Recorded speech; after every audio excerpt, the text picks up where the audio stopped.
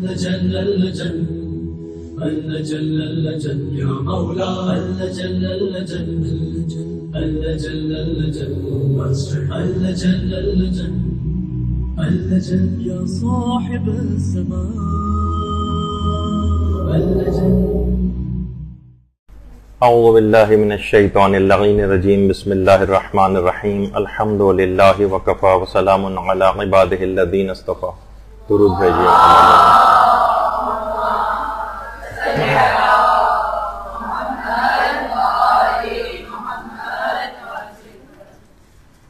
بہترین نماز کیسے پڑھیں، اس سلسلے کا درس نمبر 35.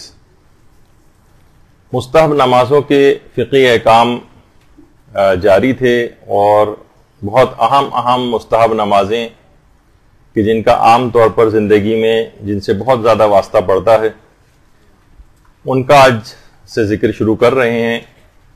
نوافل یومیہ پر تو ہماری پچھلی نشست ہو چکی ہے. آج ہے نماز وحشت قبر کے فقہی مسائل. دیکھیے، یہ جو نماز وحشت قبر،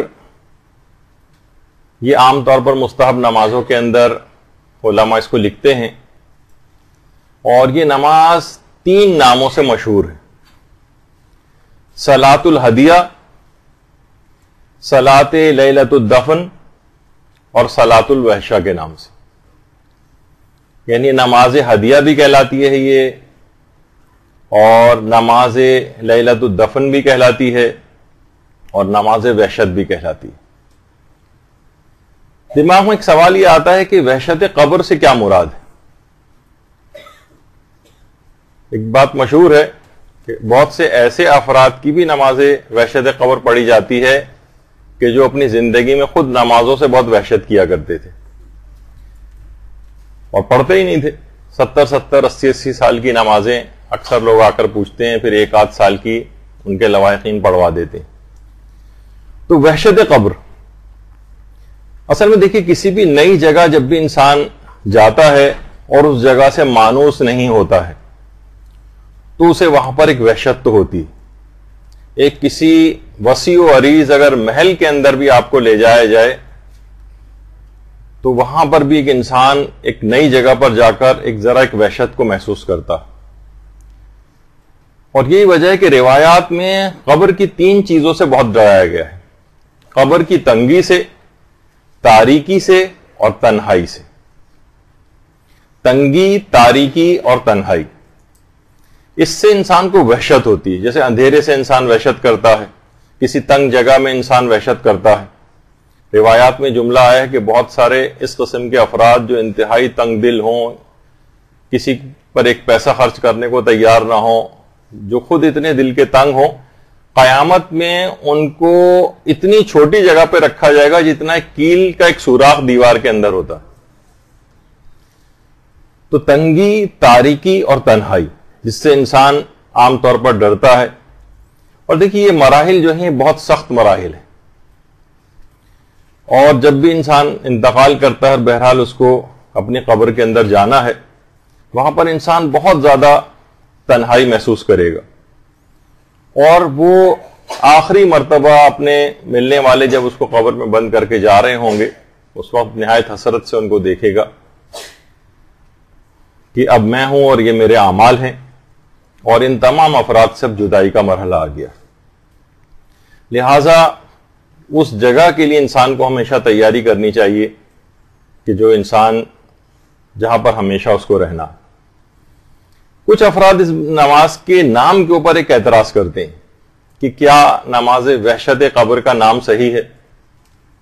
مثلا وہ کہتے ہیں کہ عموماً کہ اصلاً تو یہ نماز وحشت کو دور کرنے والی، تو اس کا نام نماز رفع وحشت ہونا چاہیے. تو بہرحال بظاہر یہ لگتا ہے، اور حقیقت بھی یہ ہے کہ جو اسلامی روایات ہیں اس میں یہ نام نماز وحشت نہیں آیا ہے. البتہ اس کے باوجود بھی نماز وحشت، صلاۃ الوحشہ، اس نام سے علماء اور فقہا نے اپنی کتابوں کے اندر باقاعدہ اس کی چیپٹر قائم کیے ہیں اور اس میں ان کی اس نماز کی تفصیل لکھی.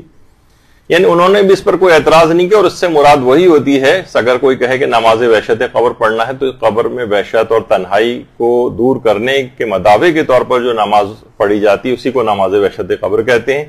تو لہٰذا اس نام پر اس لحاظ سے کسی اعتراض کرنا کوئی ایسا ویلڈ اعتراض نہیں ہے، علماء نے بھی اس نام کو قبول کیا. اچھا، اب اس نماز وحشت قبر کا حکم اصلاً کب ہے؟ مثلا ہمارے یہاں بہت سے اعلانات ہوتے ہیں مردے کے مرحوم کے انتقال کے بعد کہ ان کے لیے نماز وحشت قبر کی استدعا کی جاتی ہے. اصلاً روایت کے اندر یہ چیز دوسرے مرحلے کے اوپر آئی ہے، جس کا اور پہلی چیز جو آئی ہے جو کہ اصل حکم ہے وہ لوگوں کے اندر اتنا زیادہ مشہور نہیں، لوگ پھر بھی عام طور پر کرتے ہیں، اور وہ ہے پیغمبر اسلام ختمی مرتبہ صلی اللہ علیہ وآلہ وسلم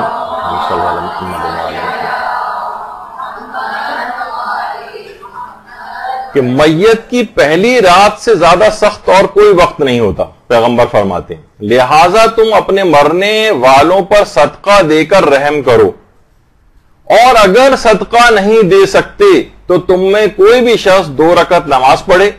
اور پھر پیغمبر نے ایک وہ طریقہ نماز کا بتایا ہے، دونوں طریقے روایت کے اندر آئے ہیں، کہ جس میں پہلا طریقہ وہ ہے کہ جس وقت میت کا انتقال ہوتا ہے اور ابھی تدفین نہیں ہوئی ہوتی تو پھر پیغمبر نے ایک طریقہ بتایا کہ پہلی رکعت میں سورہ فاتحہ کے بعد سورہ توحید 2 مرتبہ پڑھو، اور دوسری رکعت میں سورہ الحمد کے بعد سورہ تکاثر کو 10 مرتبہ پڑھو، اور نماز مکمل کرنے کے بعد درود پڑھو، اور اس کے بعد کہو وَبَسْ ثَوَابَهَا إِلَىٰ قَبْرِ فُلَانٍ یا قبر ذَلِكَ الْمَيِّتِ فُلان ابن فلان.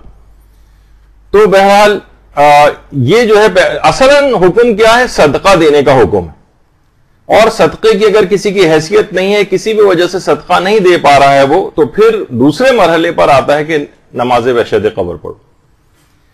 تو صدقہ، دیکھیے صدقے کے متعلق اگر آپ روایات کا مطالعہ کریں تو مرنے سے لے کر اور بہت بعد تک پیغمبر فرماتے ہیں صدقے کے ذریعے اپنے مردوں پر رحم کرو، یہ صدقہ اللہ کے غضب کی آگ کو ٹھنڈا کرتا ہے، یہ قبر کے اندر قبر کی گرمی کو ٹھنڈا کرتا ہے، قیامت کی آگ میں بھی صدقہ جو ہے وہ سائبان بن جائے گا.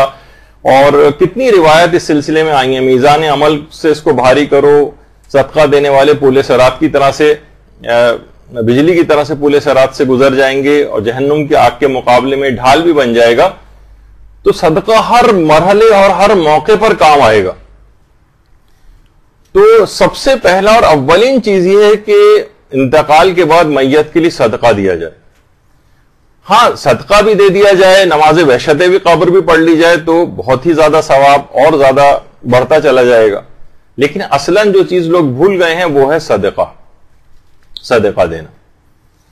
تو صدقہ دینا اس کا اتنا زیادہ ثواب ہے کہ روایت کے اندر یہ چیز آئی ہے کہ ہمارے چھٹے امام جعفر صادق علیہ السلام فرماتے ہیں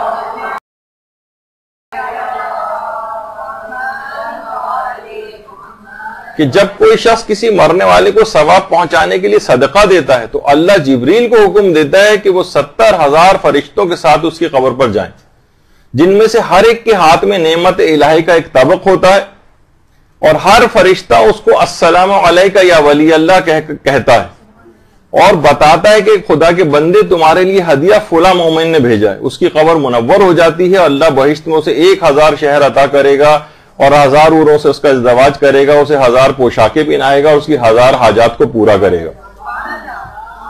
صلی اللہ علیہ محمد.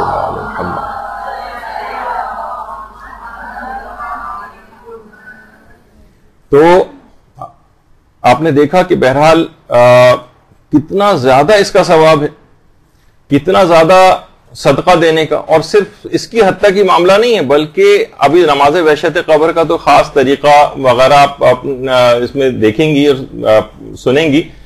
اصلاً یہ ہے کہ جو عام کوئی سی بھی 2 رکعت نماز مستحبی ہے اس کا بھی بہت زیادہ ثواب ہے. مثلا فجر کے طریقے سے اگر آپ 2 رکعت نماز مستحب اگر کوئی شخص جو ہے وہ پڑھ لے بالکل عام فجر کے طریقے سے اور میت کو ثواب ہدیہ کر دے تو اس کا بھی بہت زیادہ ثواب ہے. نماز وحشت قبر کا ثواب الگ ہے اور اس طرح کی نماز جو کہ میت کو ہدیہ کی جاتی ہے اس کا ثواب الگ. روایت میں یہ چیز آئی ہے کہ پیغمبر اسلام کا ایک قبر کے پاس سے گزر ہوا اللہم صلی علی محمد وآل محمد. اور ابھی گزشتہ مردے کو دفن کیا گیا تھا اس قبر میں اور ورثہ اس پر رو رہے تھے, تو پیغمبر نے فرمایا تمہاری مختصر سی 2 رکعت نماز جسے تم بہت حقیر سمجھتے ہو, اس قبر والے کے لیے تمہاری تمام دولت سے بہتر. یعنی حقیقتاً اس کو اتنا زیادہ اس کا بینیفٹ ہے مردے کے لیے کہ ہم تو بہت معمولی چیز سمجھتے ہیں نا, 2 رکعت نماز فجر کے طریقے سے پڑھ کے, اس کے لیے بہت بڑی بات ہے. تو عام 2 رکعت نماز پڑھنے کا بھی بہت زیادہ ثواب ہے. اور صرف یہی نہیں, یعنی نماز اس لحاظ سے اگر آپ دیکھیں کہ نماز وحشت قبر کی فضیلت کے عنوان سے اگر اس کو دیکھیں کہ مرحوم کو تو فائدہ ہوتا ہی ہے. یعنی کیا فائدہ ہوتا ہے کہ پروردگار 1000 فرشتے اس کی قبر پہ بھیجتا ہے, اس میت کی قبر کو سور پھونکے جانے تک کشادہ کرتے رہتے ہیں. اور صرف یہی نہیں بلکہ جو پڑھنے والا ہے, روایت میں آپ کے جو سامنے ہے کہ نماز پڑھنے والے کو ان تمام چیزوں کے برابر اجر ملتا ہے جن پر سورج طلوع ہوتا ہے, اور اس کے 40 درجات اس نماز پڑھنے کی وجہ سے بلند کر دیے جاتے ہیں. اللہم صلی علی محمد وآل محمد. یعنی سوچیں کہ سورج طلوع دنیا میں جن چیزوں پہ ہوتا ہے اس کا کوئی حد اور شمار ہے, کروڑوں اربوں کھربوں, یعنی وہ کسی گنتی میں نہیں آ سکتی. اتنا ثواب اس کے نامہ اعمال میں لکھ دیا جاتا ہے اور اس کے 40 درجات بلند کر دیے جاتے ہیں. تو اچھا, اب نماز وحشت قبر جب انسان پڑھتا ہے تو ہوتا کیا ہے؟ یہی آپ نے سنا کہ فرشتے اس کی قبر میں آتے ہیں لباس لے کر اور اسی قبر کو مسلسل کشادہ کرتے رہتے ہیں. وحشت جو تنہائی ایک دور ہوتی ہے اور وہ تنگی جو تھی وہ بھی دور ہوتی جاتی ہے, مسلسل اسی قبر فراخ ہوتی چلی جاتی. اور 1-2 نہیں بلکہ 1000 فرشتوں کو پروردگار عالم بھیجتا. تو مرحوم کے لیے بہت زیادہ اس نماز میں فائدہ ہے. یہی وجہ ہے کہ ہمارے علماء میں مرزا حسین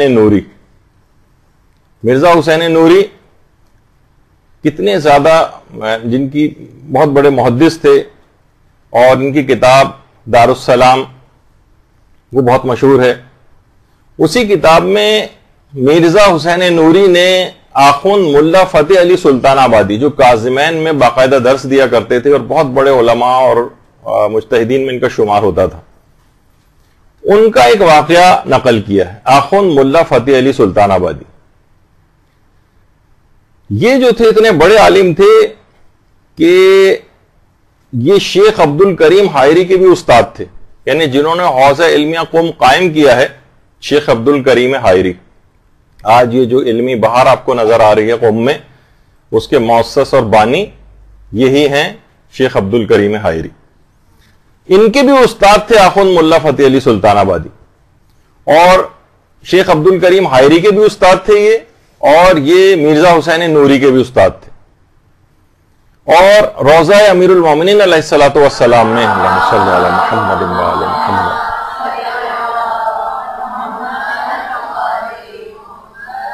اس کے مغربی صحن میں, یعنی صحن کے جو مغربی حصہ ہے وہاں پر آخوند ملا فتح علی سلطان آبادی مدفون ہے.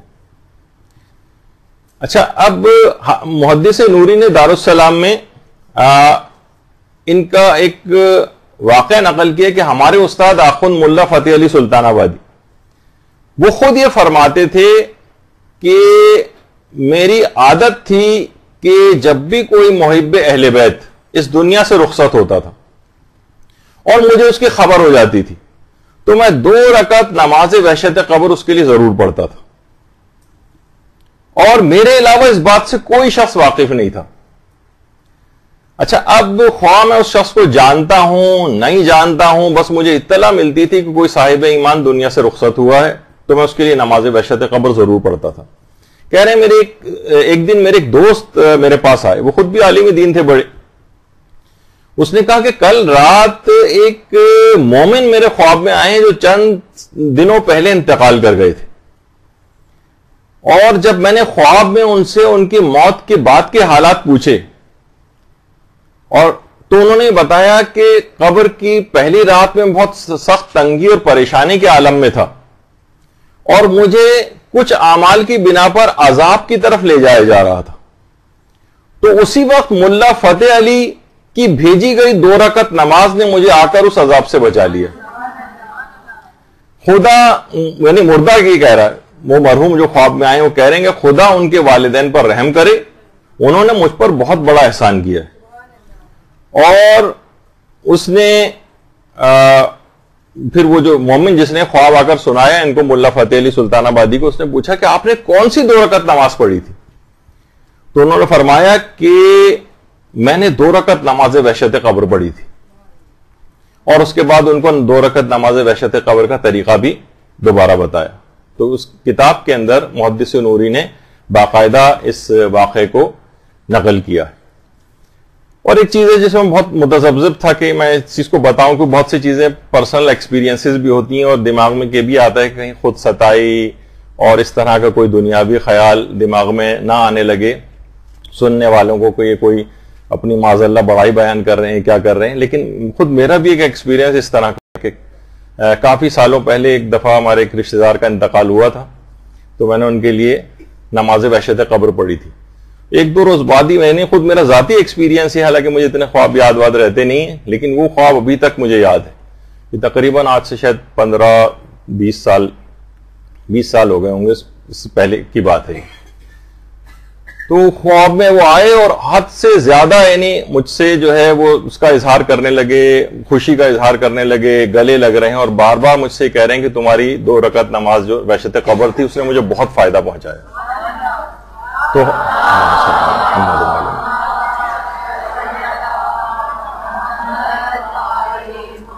تو یہ بات میں نے اس طور پر یوں بتا دی کہ صرف یہ علماء وغیرہ سے مخصوص نہیں کہ واقعات میں پڑھتے ہیں، کوئی عام سا گناہگار بھی شخص اگر یہ پڑھے تو نماز کے اندر اتنی طاقت ہے کہ وہ اتنا زیادہ ثواب اور فائدے پہنچا دیتی ہے مرحوم کو. تو اس لحاظ سے اس بات کا ذکر کر دیا. تو یہ ایک بڑی ویسی نماز ہے، بہت اہم نماز ہے. اور یہ جو نماز اس لحاظ سے پڑھی جاتی، چاہے وہ 2 رکعت عام مستحب نماز ہی مرحوم کے لیے پڑھیں، تو اس کے متعلق ہمارے امام جعفر صادق علیہ الصلوۃ والسلام فرماتے ہیں،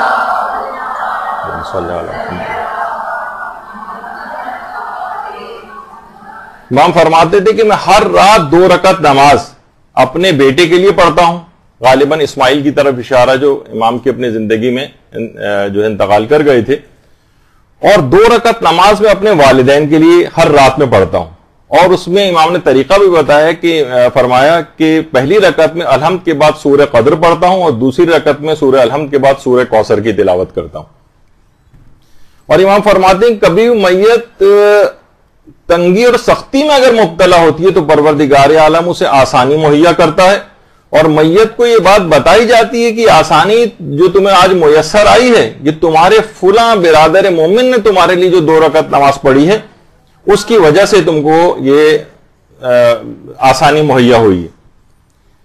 تو راوی نے کہا کہ مولا کیا ہم ایک ہی نماز میں بہت سارے مومنین کو، یہ 2 مومنین کو شامل کر سکتے ہیں؟ امام نے فرمایا کہ ہاں، یہ جو نماز ہے، یہ جو عام 2 رکعت نماز، اس میں آپ چاہیں تو جتنے چاہیں مومنین کو آپ شامل کر سکتے ہیں. کہ مثلا پوری دنیا میں جتنے بھی آج مومنین کا انتقال ہوا میں ان سب کو ہدیہ کرتا ہوں.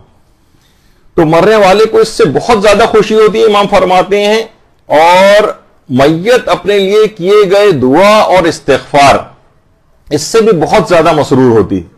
اور امام فرماتے ہیں وہ اسی طرح سے اس نماز کے ملنے سے یا ان اعمال کے ملنے سے خوش ہوتی ہے جیسے کوئی زندہ شخص تحفے ملنے کے بعد خوشی محسوس کرتا. تو امام نے فرمایا میت کے لیے نماز، روزہ، حج، صدقات، دیگر نیک اعمال، دعائیں، اعمال خیر، یہ سب ان کا ثواب ہدیہ کیا جا سکتا ہے. اور یہ سب اس کی قبر میں پہنچتے ہیں، اور یہ ثواب میت کے لیے بھی ہوتا ہے اور میت کے لیے ان اعمال کو انجام دینے والے کے لیے بھی ہوتا ہے. بلکہ امام یہاں تک فرماتے ہیں کہ جب کسی مسلمان کے مرنے کے بعد اس کے لیے کوئی شخص نیک اعمال انجام دیتا ہے تو اللہ اس عمل کو کرنے والے کا ثواب دگنا کر دیتا ہے اور مرنے والا بھی اس سے مکمل فائدہ اٹھاتا ہے. یعنی یہ فقط یہ نہیں کہ آپ جو پڑھ رہے ہیں تو صرف مرنے والے کو فائدہ ہو رہا ہے، خود آپ کا ثواب دگنا ہو جاتا ہے. تو بہت ہی ظاہر ہے کہ جو رات ہے خاص طور پر شب اول جو کہلائی جاتی ہے یہ سخت رات ہے، اس میں شبہ نہیں کہ یہ رات جو ہے سخت راتوں کے اندر سے شمار ہوتی ہے.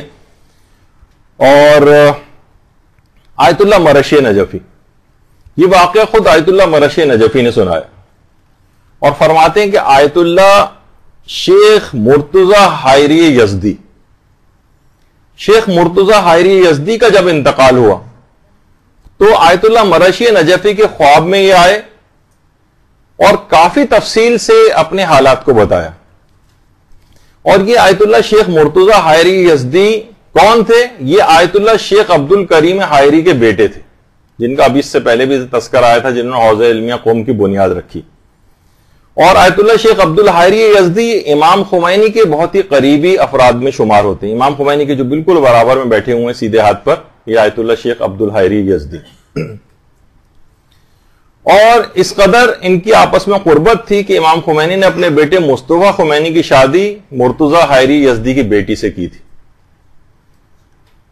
تو اس لحاظ سے مصطفیٰ خمینی جو امام خمینی کے بیٹے جو انہیں عراق میں شہید کر دیا گیا تھا، ان کی جو زوجہ تھیں وہ آیت اللہ مرتضی حائری یزدی کی بیٹی تھی. تو آیت اللہ مرتضی حائری یزدی، آیت اللہ مرشی نجفی فرماتے ہیں کہ جب ان کا انتقال ہوا تو میں نے اس رات آیت اللہ مرتضی حائری یزدی کے لیے نماز وحشت قبر پڑھی اور سورہ یاسین کی تلاوت کی اور اس کا ثواب ان کی روح کو ان کو ہدیہ کیا. اچھا، اس کے صرف چند راتوں کے بعد ہی میں نے ان کو خواب میں دیکھا اور خواب میں مجھے اچھی طرح معلوم تھا کہ ان کا انتقال ہو چکا ہے اور مجھے اس بات کا تجسس تھا کہ میں آیت اللہ مرتضی حائری یزدی سے پوچھوں کہ مرنے کے بعد ان کے ساتھ کیا ہوا. تو میں نے کہا کہ آغا یہ آپ کی مرنے کے بعد کیا ہوا، حالات کیا رہے؟ تو مجھے ان کی حالت سے دیکھ کر لگا کہ آغا حائری بہت خوش ہیں اور انہوں نے کہا کہ بہت سے مرحلوں سے گزر کر میری روح میری جسم سے باہر آئی اور بہت آہستگی کے ساتھ جسم سے نکل گئی، اور جب مجھے قبر میں رکھا گیا تو میں نے اوپر سے اپنے جسم کو مکمل طور پر پہلی بار دیکھا. جب روح جسم سے الگ ہو جاتی ہے اور جسم پڑا رہ جاتا ہے تو روح اس کو دیکھتی، تو میں باہر سے مکمل طور پر اپنے جسم کو دیکھ رہا تھا. میں مبہوت ہو کر رہ گیا اور دل میں ایسی غمزدہ کیفیت طاری ہوئی کہ میں قبر کے کونے میں غمزدہ بیٹھ گیا. قبر کی پائنتی کے پاس سے اچانک سے مجھے کچھ خوفناک آوازیں آنا شروع ہوئیں. بڑا تفصیلی خواب آیت اللہ مرشی نجفی نے ذکر کیا. بہت خوفناک آوازیں آنے لگیں، بہت نامانوس آوازیں تھیں. میں نے اس سے پہلے کبھی اس طرح کی رونگٹے کھڑے کر دینے والی آوازوں کو نہیں سنا تھا. اچھا، جو مجھے دفن کر رہے تھے ان میں سے کسی کو کوئی خبر نہیں تھی کہ یہ کیا کیسی آوازیں آ رہی ہیں. وہ اپنے کاموں میں لگے ہوئے تھے تدفین میں. تو میں نے دیکھا کہ ایک ویران اور بیابان سی کسی جگہ سے دو افراد آتے ہوئے نظر آ رہے ہیں جن کے جسم آگ کے بنے ہوئے ہیں اور آنکھوں سے شعلے اس طرح سے نکل رہے ہیں کہ میں ان کے چہرے کی بھی شناخت نہیں کر پا رہا تھا. دونوں آپس میں بات چیت کر رہے تھے اور میری طرف اشارہ کر کے جیسے میرے متعلق کچھ بات کر رہے ہیں. میرا خوف بڑھتا ہی جا رہا تھا. میں چیخنا چاہتا تھا لیکن آواز میرے حلق سے نہیں نکل رہی تھی. یعنی صرف میرا منہ کھل رہا تھا اور بند ہو رہا تھا لیکن آواز نہیں نکل رہی تھی. میں زمین پر سہما ہوا لیٹا ہوا تھا، انتہائی خوفزدہ تھا. میں نے پوری قوت مجتمع کر کے بہرحال اپنے پروردگار کو پکارا، پروردگارا میری مدد فرما، اس موقع پر کون ہے جو تو تیرے علاوہ میری مدد کر سکے. اور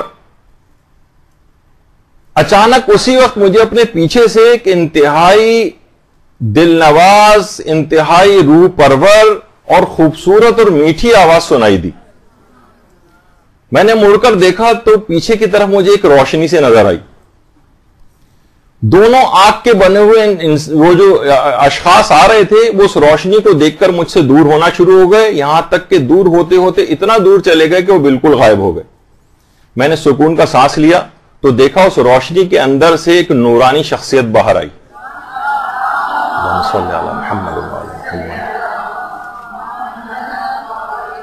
بہترین مسکراہٹ ان کے چہرے پر تھی اور کہا کہ کیا تم خوفزدہ ہو؟ میں نے کہا آقا ساری زندگی میں اتنا خوفزدہ نہیں ہوا جتنا اس وقت خوفزدہ ہوا، اگر آپ نہ آتے تو نہ جانے میرے ساتھ کیا ہو جاتا۔ لیکن اس کے بعد فرماتے ہیں کہ میں نے خود ہی ہمت کر کے پوچھا آقا آپ کون ہیں؟ تو اس شخصیت نے بہت ہی محبت اور شفقت کے ساتھ مجھے دیکھا اور کہا کہ میں علی ابن موسیٰ رضا علیہ الصلوۃ والسلام، اللہم صلی علی محمد وآل محمد، اور کہا ہے مرتضی حائری تم 38 مرتبہ ہماری زیارت کے لیے آئے تھے، اب میرا بھی یہ فرض بن گیا ہے کہ میں تمہاری قبر میں 38 دفعہ تمہاری زیارت کے لیے آؤں، اور آج اس زیارت کا پہلا دن ہے، ابھی مجھے 37 دفعہ تمہاری زیارت کے لیے مزید آنا ہے۔ تو بہت سارے دیکھیے افراد اس طرح کے ہیں کہ جو آج بار بار زیارت پہ جانے پر لوگوں کو اعتراض کرنے لگے، بھائی بار بار دیکھیے ہر سال زیارت پہ چلے جاتے ہیں، ہر سال عمرے پر چلے جاتے ہیں، اس سے بہتر تھا یہ لوگ جو ہے نا قریب کی امداد کر دیتے، فلاں پروجیکٹ کے اندر کام کر دیتے۔ تو دیکھیے یہ کسی نیک کام کو روک کر کسی دوسرے نیک کام کی معرفی نہ کیا کریں۔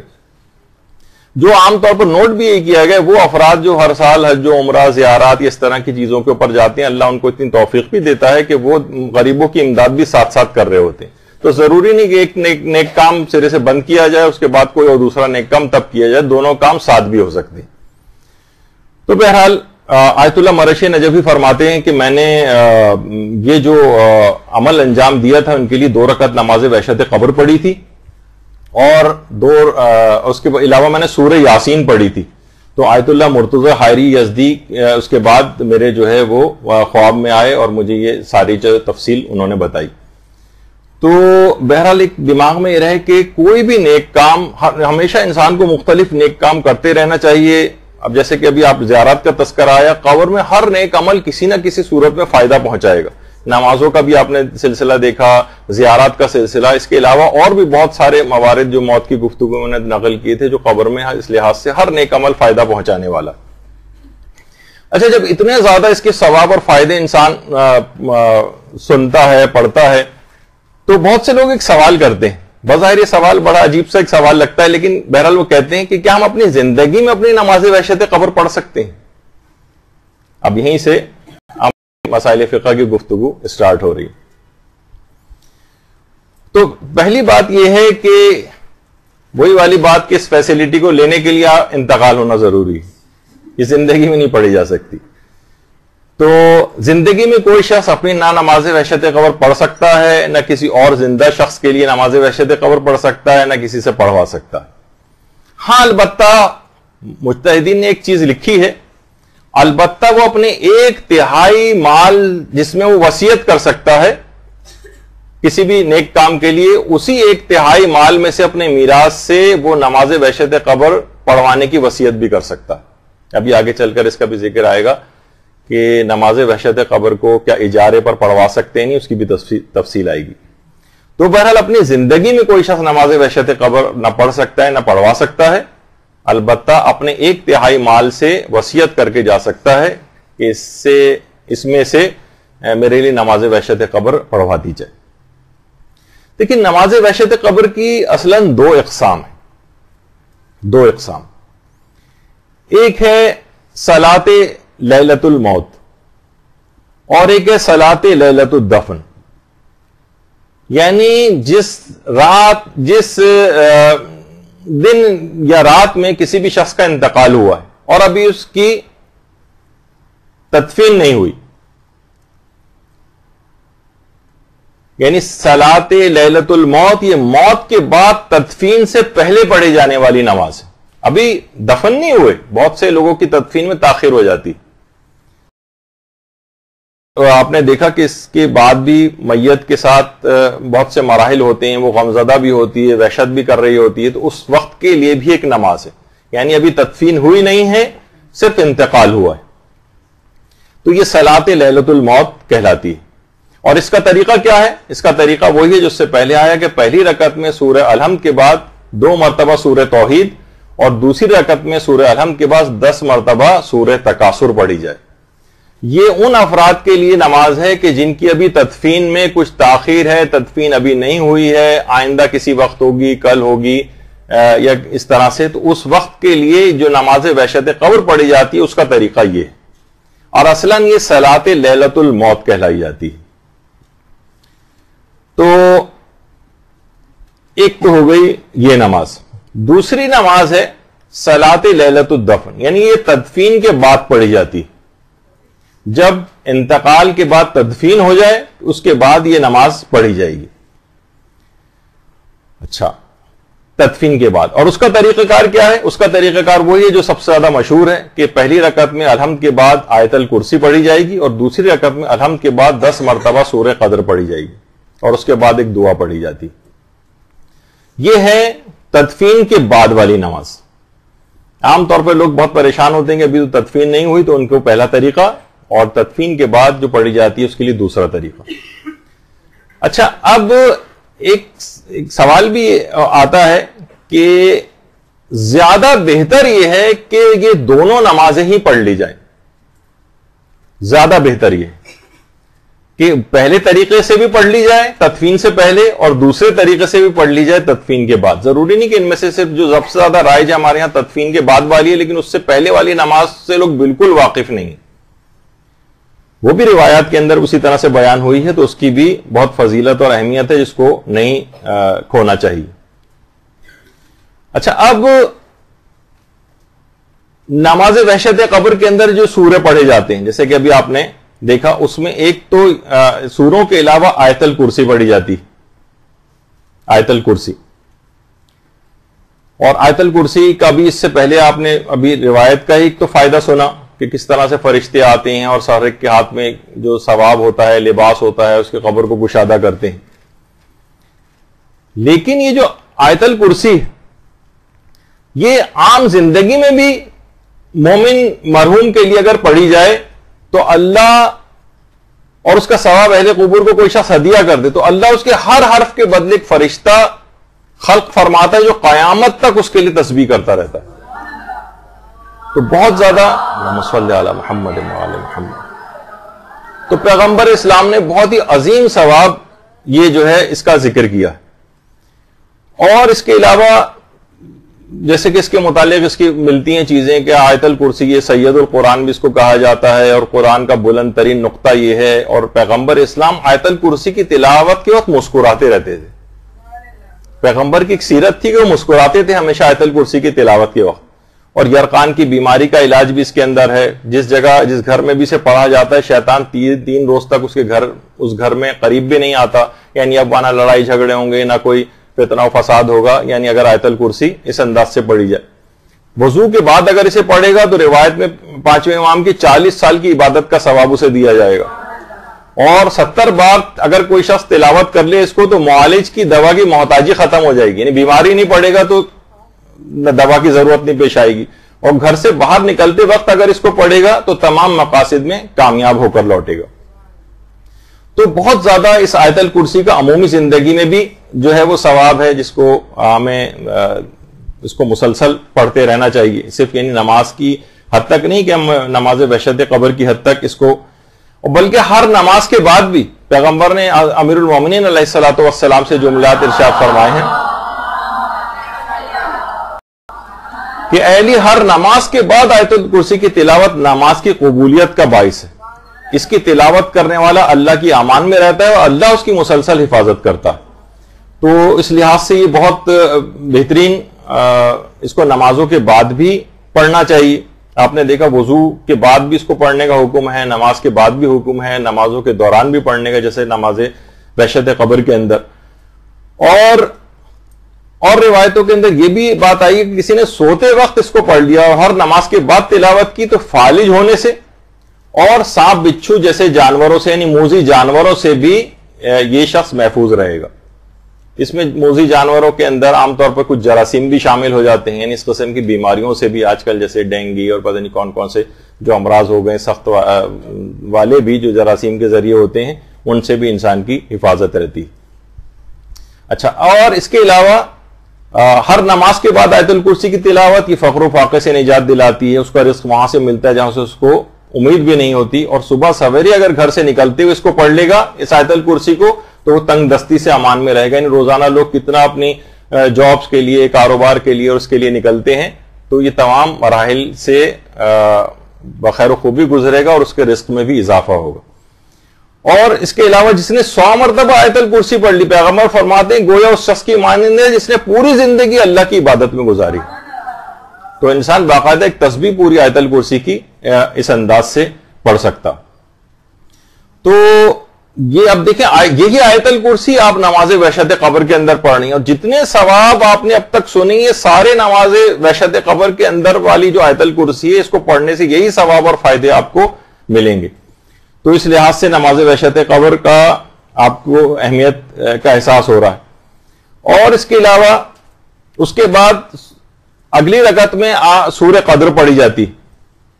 سورہ قدر کی بھی دیکھیے کتنی منزلت ہے. اور سورہ قدر کو ایک بات اور بتا دیجئے کہ بہرحال بہت سے لوگ انگلیوں کے اوپر بھی یہ 10 کا عدد گن سکتے ہیں اور تسبیح کے ذریعے بھی اس کو گنا جا سکتے ہیں. یعنی نماز کے دوران اگر تسبیح ہاتھ میں لے کے کوئی بھی ذکر پڑھنا ہو تو اس میں بھی کوئی حرج نہیں. اچھا، سورہ قدر کی جو شخص تلاوت کرتا ہے، ہمارے 5ویں امام محمد باقر علیہ الصلوۃ والسلام فرماتے ہیں،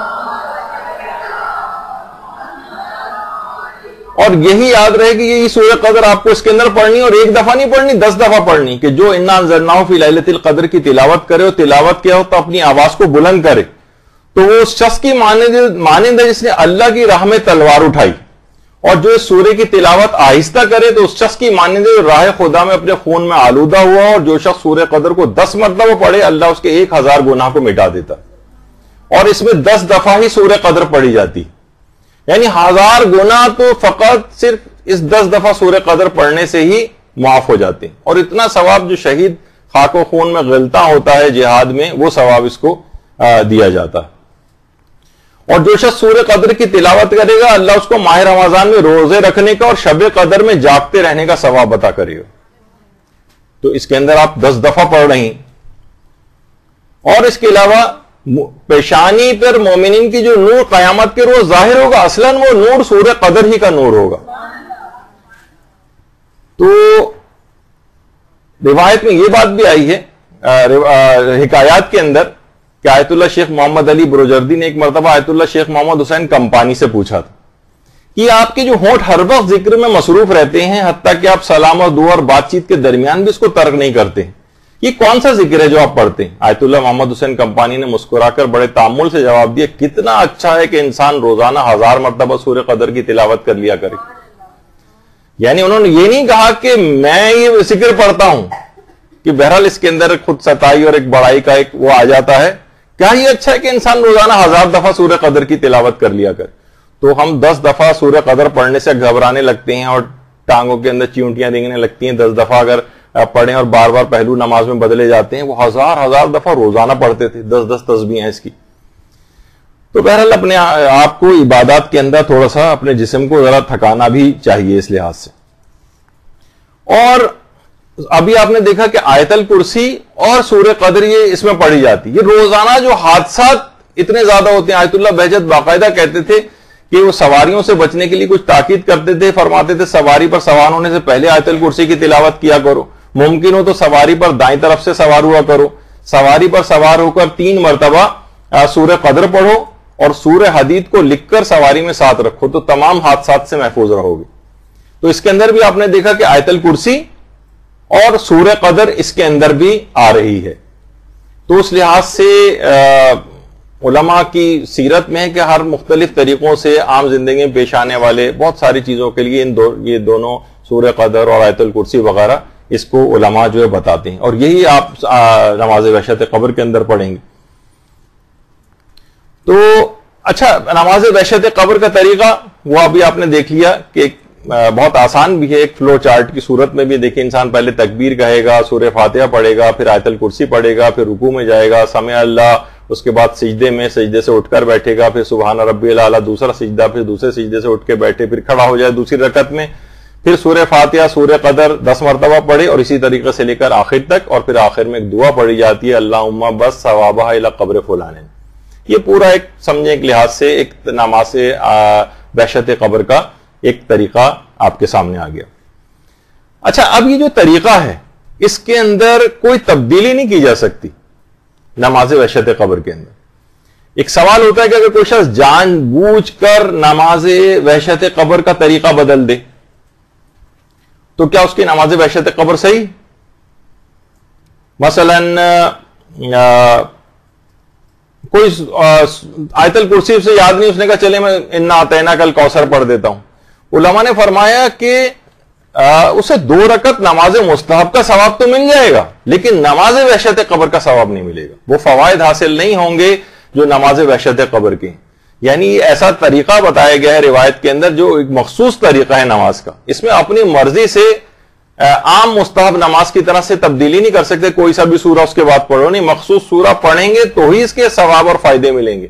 آیت الکرسی پہلی رکعت میں پڑھی جائے گی اور دوسری رکعت میں سورہ قدر یا وہ جو پہلا طریقہ ہے جس میں الحمد کے بعد سورہ توحید اور اس کے بعد دوسری میں سورہ تکاثر پڑھی جاتی ہے، وہ مخصوص ہی سورہ پڑھنے پڑیں گے. اور اگر کسی نے جان بوجھ کر کوئی تبدیلی کی تو عام مستحب نماز بن جائے گی لیکن نماز وحشت قبر نہیں بنے گی. اچھا اب اس کے بعد ایک آ جائیے کہ اگر کوئی شخص بھولے سے، ابھی تو جان بوجھ کے بات تھی، لیکن اگر کسی شخص نے بھولے سے مخصوص طریقے پر انجام نہیں دیا، پڑھنی شروع کی، جیسے کہ اس کا طریقہ کار ہوتا ہے کہ مثلا پہلی رکعت میں الحمد کے بعد جو ہے سورہ قدر زبان پہ آ گئی، سورہ توحید زبان کے اوپر آ گئی. اچھا اب اس کے اندر بھی 2 چیزیں ممکن ہے کہ آپ کو نماز پڑھنے کے بعد یاد آئے کہ ارے یہ تو مجھے پہلی رکعت میں تو آیت الکرسی پڑھنی چاہیے تھی، یہ تو میں نے کوئی اور سورہ پڑھ دیا. تو وہ نماز کافی نہیں ہوگی، اور نماز وحشت قبر اگر آپ کو فائدے اور ثواب لینے ہیں تو نماز وحشت قبر کو دوبارہ پڑھنا پڑے گا. یعنی نماز کے بعد اگر آپ کو یاد آئے کہ میں نے بھولے سے نماز کے طریقے میں تبدیلی کر دی. اچھا اگر دوران نماز یاد آ جائے، مثلا آپ کو پہلی رکعت میں الحمد کے بعد آیت الکرسی پڑھنی چاہیے تھی لیکن آپ نے کوئی اور سورہ پڑھ دیا، رکوع میں بھی آپ چلی گئیں، رکوع میں جا کے یاد آیا رہی ہے میں نے کیا کیا، تو عام طور پر تو واجب نمازوں میں حکم ہے کہ بھائی جو ہو گیا سو ہو گیا، نماز اپنی جاری رکھیں. نہیں، یہاں پر مسئلہ الگ ہے. یہاں پر تو رکن کی زیادتی سے پچھلی دفعہ آپ نے سن لیا تھا کہ نماز باطل نہیں ہوتی. آپ جائیے دوبارہ کھڑے ہو جائیں، الحمد تو آپ پڑھی چکی تھی، اس کے بعد آیت الکرسی کے بجائے کوئی اور سورہ پڑھ لیا تھا آپ نے، اب وہ دوبارہ آپ آیت الکرسی پڑھیں، پھر دوبارہ رکوع کریں اور نماز کو آگے کنٹینیو کریں. تو یہ اچھا اسی طریقے سے دوسری رکعت کے اندر بھی یہی والی غلطی ہو سکتی ہے. تو آپ ریورس گیئر لگا کر پھر دوبارہ جائیں، کیچ کریں اسی سورے کو دوبارہ جا کر پڑھیں، جیسے سورہ قدر پڑھنا تھا لیکن آپ سورہ توحید پڑھ کر رکوع میں چلی گئی مثلا، تو اب آپ کیا کریں، دوبارہ کھڑی ہو جائیں، الحمد آپ پڑھی چکی تھی، اب 10 مرتبہ سورہ قدر پڑھیں اور اس کے بعد پھر دوبارہ آپ رکوع کریں اور نماز کو آگے کنٹینیو کریں. تو یہ ہے کہ اسلام اس کی طریقے کے اندر تبدیلی کو برداشت نہیں کرتا ہے. اگر نماز پڑھ چکی ہے پھر پتہ چلے کہ میرے طریقے میں نے غلطی کر دی تھی تو اس نماز کو دوبارہ پڑھنا پڑے گا اور دوران نماز اس کا تدارک کرنا پڑے گا اور پیچھے جا کر اس کو انجام دینا ہوگا جو چیز آپ بھول گئی ہیں. اچھا ہاں ابھی وہ آ رہا ہے کہ کہاں تک پڑھیں گے، وہ ابھی آگے چل کر آ رہی ہے اس کی تفصیل. کیا نماز وحشت قبر کو اجرت دے کر پڑھوا سکتے ہیں؟ تو جواب یہ کہ جی ہاں، اجرت دے کر بھی نماز وحشت قبر پڑھوائی جا سکتی ہے. البتہ اگر اجرت لینے والا بھی غلطی سے یا بھول کر مذکورہ طریقے سے نماز وحشت قبر نہ پڑھے تو یہ کافی نہیں ہے اور اسے صحیح طریقے سے دوبارہ نماز وحشت قبر پڑھنا ہوگی. کافی نہیں ہے، دوبارہ پڑھنی پڑے گی اس کو. اچھا اس کی تفصیل ابھی آگے چل کر بھی آ رہی، یعنی کوئی اور طریقہ اس میں نہیں چلے گا. اچھا اب ایک ہے کہ تدفین سے جو پہلے والی نماز ہے اس میں یہ آیا کہ جناب پہلی رکعت میں الحمد کے بعد 2 مرتبہ سورہ توحید یعنی قل اللہ احد پڑھی جائے گی اور دوسری رکعت میں الحمد کے بعد 10 مرتبہ سورہ تکاثر پڑھی جائے گی.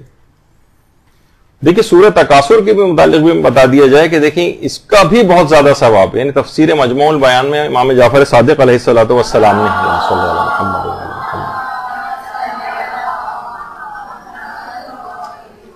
اگر کوئی شخص فرماتے ہیں کہ اس سورے کو اپنی واجب اور مستحب نمازوں میں پڑھتا ہے تو اس کو شہداء کی شہادت کا ثواب عطا کیا جاتا ہے، شہداء کی شہادت کا ثواب. اور پیغمبر فرماتے ہیں اس کی تلاوت کرنے والوں سے دنیا میں اللہ کی دی گئی جو نعمتیں تھیں ان کا کوئی حساب نہیں لیا جائے گا. اگر کوئی شخص سورہ تکاثر کی تلاوت کرتا رہے تو اللہ اس سے دنیا کی نعمتوں کا حساب نہیں لے گا. اور ایک اور اس کا ثواب اور فائدہ یہ ہے کہ اس سورے کی تلاوت کرنے سے قرآن کی 1000 آیات کو پڑھنے کا ثواب ملتا ہے. اور اس کے اندر سوچیں 1000 آیات کا ثواب، اور اس کے اندر 10 مرتبہ سورہ تکاثر پڑھی جائے گی. 1000 کو پھر آپ 10 سے جو ہے وہ ضرب دیتی رہیں تو سوچیں کہ ثواب. اور عام زندگی کے اندر بھی سورہ تکاثر کو اس لحاظ سے پڑھنا چاہیے. اور ابھی جو اس سے پہلے سوال ہوا تھا کہ آیت الکرسی کہاں تک پڑھی جائے. اب دیکھیے آیت الکرسی ایک تو ہے وَهُوَ الْعَلِيُّ الْعَظِيمُ تک، اور ایک ہے ہم فیہا خالدون. دیکھیے اس کا نام آیت الکرسی ہے، آیات الکرسی نہیں. یعنی ایک بحث ہے علماء میں کہ آیت الکرسی کیا ایک ہی آیت ہے جیسے کہ آیت کے لفظ سے بھی ظاہر ہو رہا ہے، یا یہ 3 آیات ہیں. یعنی وَهُوَ الْعَلِيُّ الْعَظِيمُ تک جو کہ سورہ بقرہ کی آیت نمبر 255 ہے، ایک آیت ہے. اور اچھا اتنا اور بتا دیجئے کہ جو آیت الکرسی کا جو اس کا نام ہے نا، یہ پیغمبر اور ائمہ کے ادوار میں بھی اس آیت کا یہی نام تھا، آیت الکرسی. اور اس کے بھی بہت فائدے ہیں. روایت میں ہے کہ نمازوں کے بعد آیت الکرسی اگر آنکھوں پر ہاتھ رکھ کے پڑھی جائے تو آنکھوں کے امراض دور ہو جاتے ہیں، بینائی بہت قوی ہو جاتی ہے اس سے. اور کہا جاتا ہے کہ تمام باتوں کا سردار جو ہے وہ قرآن ہے، اور قرآن کا جو سردار ہے وہ سورہ بقرہ ہے، اور سورہ بقرہ کی جو سردار ہے وہ آیت الکرسی. اور باقاعدہ کچھ علماء تو ایسے ہیں کہ جنہوں نے پوری کتابیں آیت الکرسی کی فضیلت اور اس کے اسرار پر لکھی ہیں. ملا صدرہ نے لکھی ہے، ملا تقی فلسفی نے لکھی ہے، یعنی پوری کتابیں آیت الکرسی کے اوپر لکھی گئی. اچھا، لیکن مراجع عظام کا یہ کہنا ہے کہ آیت الکرسی تو ایک ہی آیت ہے، لیکن نماز وحشت قبر میں احتیاط یہی ہے کہ اسے ہم فیہا خالدون تک اب اس کے وہ الگ دلائل رکھتے ہیں کہ آیت الکرسی کے اندر یہ جو نماز وحشت قبر ہے اس میں ہم فیہا خالدون تک کیوں پڑھیں. لیکن بہرحال روایات سے یہ بات پتہ چلتی کہ آیت الکرسی وَهُوَ الْعَلِيُّ الْعَظِيمُ تک ہی ہے. اور باقاعدہ بھی کچھ عرصے پہلے ہی رہبر معظم نے ایک درس دیا تھا وہاں پر ایران میں. تو ایک عالم ان کے درس میں موجود تھے جو اپنے 4-5 سال کے ایک بیٹے کو لے کر آئے ہوئے تھے، اور انہوں نے کہا تھا کہ آپ کے سامنے کچھ تلاوت قرآن کرنا چاہتا ہے میرا بیٹا. اور رہبر کے سامنے انہوں نے تلاوت کروائی بچے سے. بچے نے آیت الکرسی کی تلاوت کی اور ہم فیہا خالدون تک اس کو پڑھا. تو رہبر نے پہلے تو کافی تعریف کی بچے کی، اور بعد میں مزاح کے طور پر ایک بات کہی کہ شاید آپ آیات الکرسی کے معتقد ہیں نہ کہ آیت الکرسی کے. یعنی اشارہ یہ تھا کہ آیت الکرسی فقط ایک ہی آیت ہے جو کہ وَهُوَ الْعَلِيُّ الْعَظِيمُ تک ہے. البتہ نماز کے حد تک سارے خود رہبر بھی اور دیگر علماء کا تو نظریہ پہلے سے یہ ہے کہ اس کو احتیاط لازم یہ ہے کہ اس کو ہم فیہا خالدون تک ہی پڑھا جائے. اور بہت سی روایات سے بھی اس کی بات کا پتہ چلتا ہے کہ جیسے کہ روایت حضرت امیر المومنین علیہ الصلوۃ والسلام میں بھی اللہم صلی علی محمد وعلی محمد کہ آیت الکرسی میں 50 کلمات ہیں اور ہر کلمے کے اندر ایک برکت ہے. اور اس لحاظ سے آیت الکرسی کو پڑھنے میں 50 برکتیں ملتی ہیں. تو اس لوگوں نے اس کے بعد کلمات گنے تو ان کی تعداد بھی وَهُوَ الْعَلِيُّ الْعَظِيمُ تک 50 کلمات بنتے. تو بہرحال اس لحاظ سے بھی یہ پتہ چلا کہ عام حالات میں اگر کبھی بھی آپ آیت الکرسی پڑھیں تو اسے وَهُوَ الْعَلِيُّ الْعَظِيمُ تک ہی پڑھنا ہے. آگے بھی پڑھ سکتے ہیں ہم فیہا خالدون تک، لیکن اصل ریکوائرمنٹ یہی وجہ ہے کہ بہت پہلے امام خمینی کا ایک نسخہ کیمیا آپ کو بتایا گیا تھا کہ امام خمینی نے کامیابیاں کیسے حاصل کی ہیں، جس میں آیت اللہ شیخ حسن علی نخودکی اصفہانی کا ایک عمل آپ کو بتایا تھا، تو اس کے اندر بھی آیت الکرسی وہو العلی العظیم تک ہی ہے۔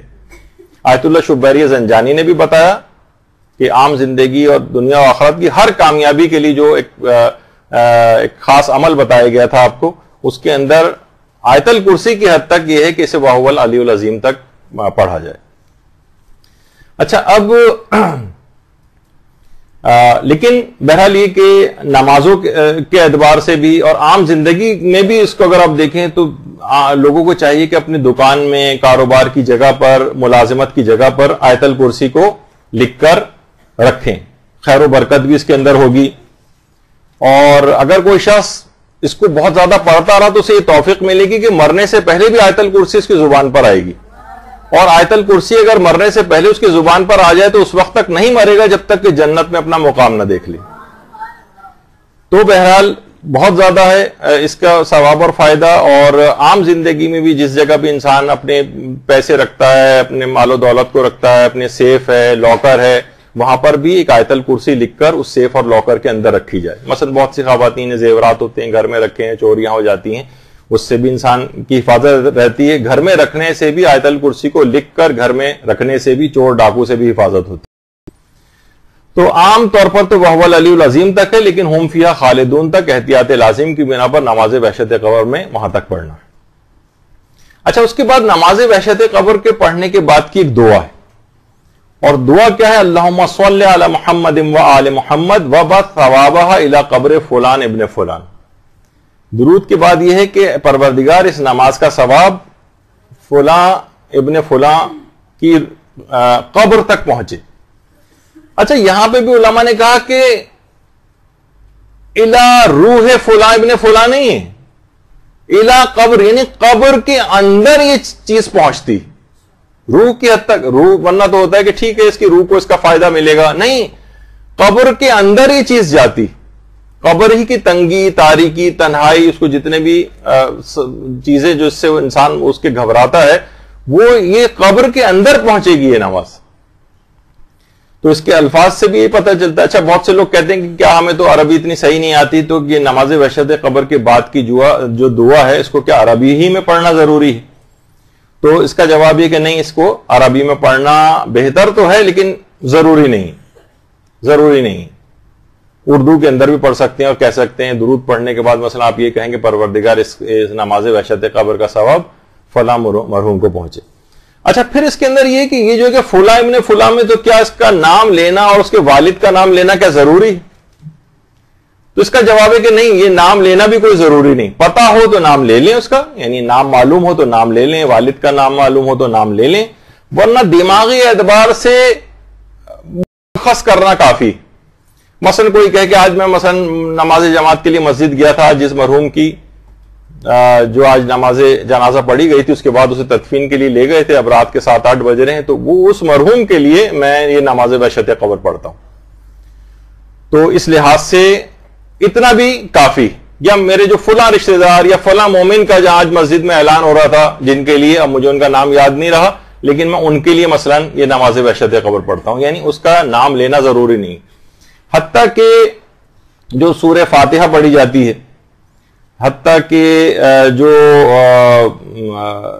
تلاوت قرآن کی جاتی ہے، اس کے میں بھی کہیں پہ بھی نام لینا ضروری نہیں۔ البتہ اگر والدین کے لیے نیک اعمال یا سورہ فاتحہ یا وغیرہ جو پڑھی جاتی ہے، اس میں بہتر ہے کہ والدین کا نام لیا جائے۔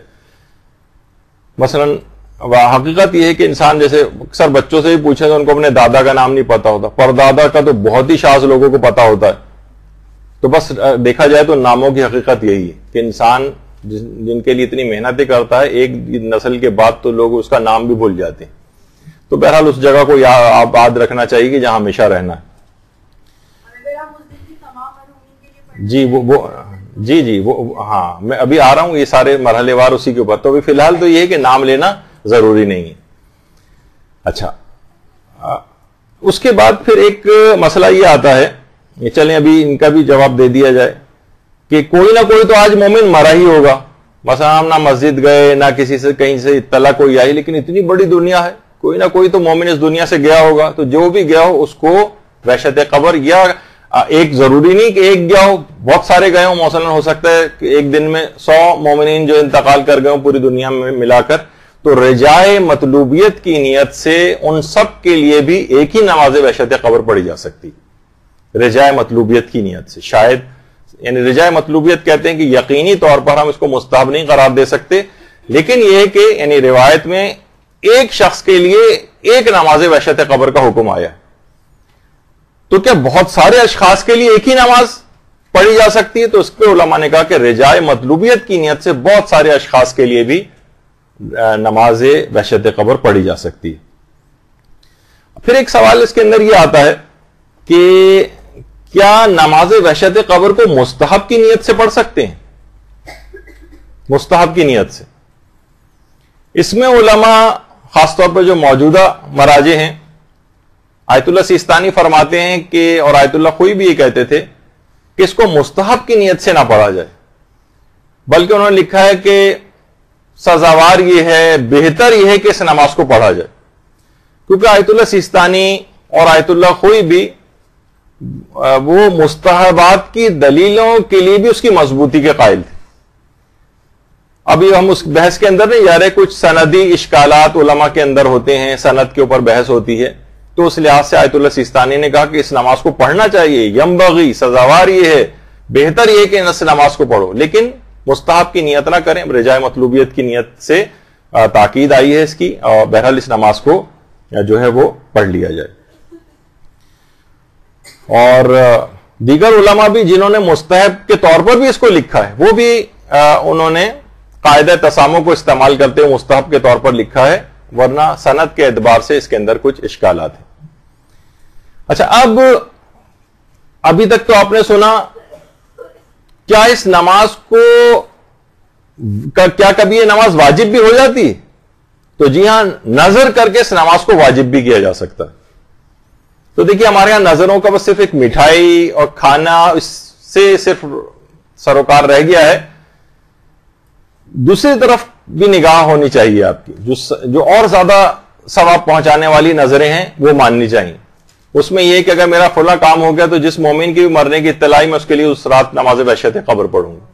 اب کیا ہے، نظر کر کے اپنے اوپر واجب کر لیا آپ نے، تو بہرحال اس لحاظ سے اس نماز کا ثواب بھی زبردستی اب آپ کو یہ نماز پڑھنا پڑے گی، ورنہ ہو سکتا ہے کہ اگر واجب نہ کرتے تو سستی آ جاتی، لیکن اب آپ کو دماغ میں رہے گا کہ میں نے نظر کر کے واجب کی. تو ویسے تو یہ نماز مستحب کی نیت سے بھی نہ پڑھی جائے، رجائے مطلوبیت کی نیت سے پڑھی جائے، لیکن اس کو واجب بھی کیا جا سکتا ہے اگر نظر کر لی جائے. اور اب اچھا اب آ جائیے نماز وحشت قبر کا وقت کب سے کب تک ہوتا ہے. دیکھیے نماز وحشت قبر کا وقت تدفین کے بعد سے لے کر اور صبح تک رہتا ہے، تدفین کے بعد سے لے کر اور صبح تک. تو یعنی یہ اس کا ٹوٹل ڈیوریشن ہے نماز کا، یعنی تدفین کے بعد سے کہ معنی یہ کہ تو تدفین ہو سکتا ہے دن میں ہو جائے، لیکن نماز جو ہے مغربین کے نماز مغرب کی یعنی غروب آفتاب سے لے کر طلوع فجر تک اس کا وقت رہے گا، غروب آفتاب سے طلوع فجر تک.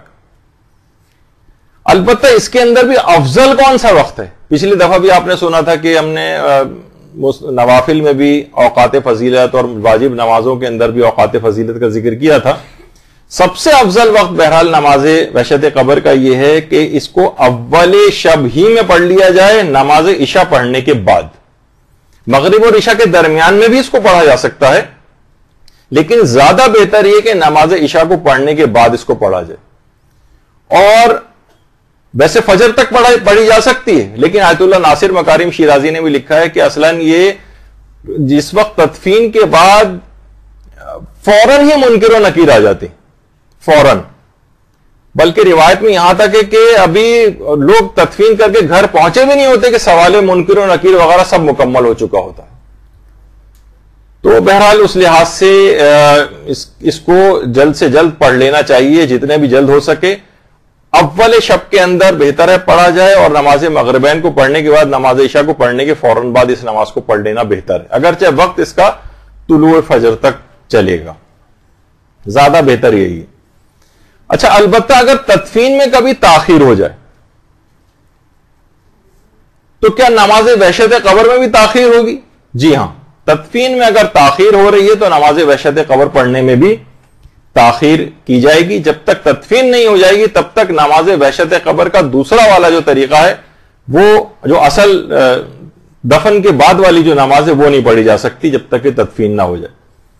کیونکہ بعض اوقات یہ ہوتا ہے کہ میت ہو سکتا ہے کسی دوسرے ملک سے جو ہے وہ آ رہی ہو، یا مثلا یہ بھی ہوتا ہے کہ اکثر لوگوں کے ساتھ یہ دیکھنے میں آیا ہے کہ جناب کچھ لوائقین ہیں جو دوسرے ملک سے آ رہے ہیں، دوسرے شہر سے آ رہے ہیں، ان کا انتظار کیا جاتا ہے.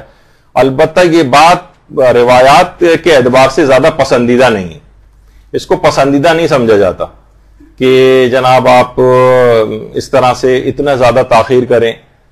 مردہ بھی جلد سے جلد دفن ہونا چاہتا ہے، تو اس میں کوشش یہ کی جائے کہ تدفین کر دی جائے، سوائے اس کے کہ کوئی اور بہت اہم یا ضروری ایسی کوئی چیز جس میں انتظار کرنا ہی ضروری ہو. اور اگر انتظار کیا بھی جا رہا ہے تو پہلے والے طریقے والی نماز کم سے کم پڑھ دی جائے، تو تدفین سے پہلے والی جو ہے وہ پڑھی جاتی. اچھا اگر میت دن میں دفن ہو چکی ہو تو کیا دن میں ہی نماز وحشت قبر پڑھ سکتے ہیں؟ ظاہر ہے میت دن میں ہی دفن ہو گئی 3-4 بجے، تو جواب یہ کہ جی نہیں، دن میں نماز وحشت قبر نہیں پڑھی جائے گی، نماز وحشت قبر رات ہی کو پڑھی جائے گی، اور اتنی دیر انتظار کرنا پڑے گا یہاں تک کہ رات شروع ہو جائے. چاہے ہو سکتا ہے فجر کے بعد تدفین ہو گئی ہو سکتا ہے ظہر کے وقت تدفین ہو گئی ہو، ظہر کے بعد تدفین ہو گئی ہو، لیکن انتظار کرنا پڑے گا غروب آفتاب کا، اور جب غروب آفتاب ہو جائے گی تب یہ نماز پڑھی جائے گی. اچھا بعض اوقات یہ ہوتا ہے کسی مومن کے مرنے کی کوئی اطلاع نہ ہو، غائب ہو جائے، اور امکان ہو کہ شاید یہ مومن انتقال کر گیا ہوگا، بہت عرصے سے اس کی کوئی خبر نہیں آ رہی. تو مثلا جنگ ہے، جنگ میں کوئی شخص غائب ہو گیا، بہت سارے ایسے چیزیں ہو سکتی ہیں. تو بہرحال اگر کوئی شخص مستحب تو نہیں ہے اس لحاظ سے کہ اس کی نماز وحشت قبر جو ہے وہ پڑھی جائے، البتہ کچھ علماء نے پھر بھی کہا کہ رجائے مطلوبیت کی نیت سے پڑھ سکتے ہیں. ایک بہرحال ایک اچھی چیز یہ ہے کہ نمازی تو ہے، اور نماز پڑھ کے اس کا ثواب کہ امید ہے کہ پروردگار اس کا ثواب اس کو اس شخص تک پہنچا دے جو ہمیں پتہ نہیں چل رہا ہے. اچھا بہت سے ایسے بھی ہوتے ہیں کہ اگر مرنے کے کئی دن بعد اطلاع ملے، ہمارا تو بہت دل تھا کہ فلاں ہمارا رشتہ دار ہے، ہم اس کی نماز وحشت قبر پڑھتے، لیکن کیا کریں اطلاع ہی ہمیں 1 ہفتے بعد مل رہی ہے، تو جیسے ہی اطلاع ملے کہ ہم اس رات کو نماز وحشت قبر پڑھ سکتے ہیں، تو جواب ہے کہ جی نہیں، نماز وحشت قبر کئی دنوں کے بعد نہیں پڑھی جا سکتی. اور اس کے لیے آپ عام 2 رکعت نماز پڑھ کر ہدیہ کر دیں، نماز ہدیہ میت اس کے لیے پڑھ لیں، لیکن بہرحال نماز وحشت قبر نہیں پڑھی جا سکتی. اس کا وقت کیونکہ مخصوص ہے، وہ گزر گئی ہے پہلی رات، تو اب نہیں پڑھی جا سکتی. اگلے دن کیا نماز وحشت قبر پڑھ سکتے ہیں؟ وہ اس رات ہم کسی وجہ سے نہیں پڑھ سکے تو اگلی رات کو ہم پڑھ لیں یا اگلے دن میں پڑھ لیں. تو علماء کہتے ہیں نہیں، اس کا وقت بھی نکل گیا، اب نماز ہدیہ میت وغیرہ پڑھ لیں. البتہ کچھ علماء ہیں جیسے آغا خوئی، وہ کہتے تھے 1 رات یا 2 راتوں تک پڑھ سکتے ہیں، اس سے زیادہ اگر دیر ہو جائے تو پھر نہیں پڑھ سکتے. لیکن بہرحال یہ کہ اگلے دن کے لحاظ سے یعنی اگر وہ رات نکل گئی تو پھر آپ نماز ہدیہ میت وغیرہ پڑھیں، نماز وحشت قبر نہ پڑھیں. اچھا جو انتقال کے کافی عرصے بعد دفن ہو، اس کے لیے نماز وحشت قبر کب پڑھی جائے؟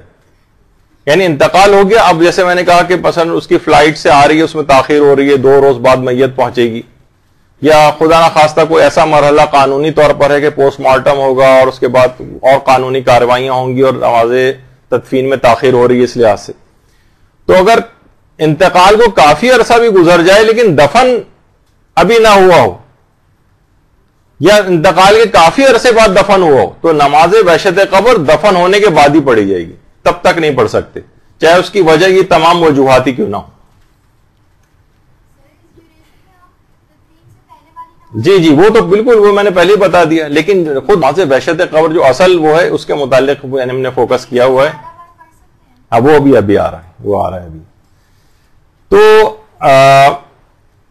اس لحاظ سے نماز وحشت قبر انتقال کے بعد تدفین کافی عرصے بعد بھی ہو تب بھی نماز بحشت قبر اپنے وقت پر ہی پڑھی جائے گی دفن ہونے کے بعد. اچھا جو دفن ہی نہ ہو سکا ہو کیا اس کے لیے بھی نماز بحشت قبر ہے؟